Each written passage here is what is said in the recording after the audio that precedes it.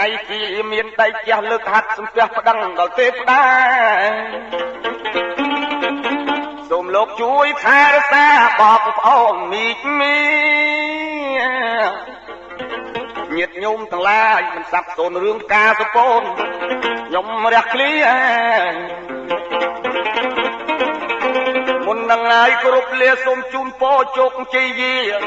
ដល់អ្នកស្ដាប់គ្រប់គ្នាជាទីមេត្រីដើម្បីរក្សាវណ្ណភាពវប្បធម៌គេអកចបៃបុរាណណាតែរឿងបច្ចុប្បន្នភាពក៏អាចខ្លែងបានពីធ្លាប់ទៅនិទានរឿងព្រេងព្រឹត្តអតីតតាមអ្នកកវីឥឡូវខ្ញុំសូមរៀបបីរាប់រឿងពិតគឺរឿងជីវិតមនុស្សប្រុសស្រីបើចឹងមុននឹងចប់សូមជូនពរជ័យបងប្អូនបរិសុទ្ធស្ត្រីដែលនៅលើស្ដាប់វិចា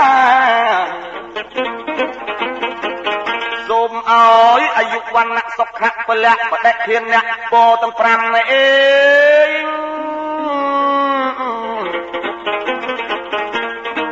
ទេពនិកកុំមើលបំណាំ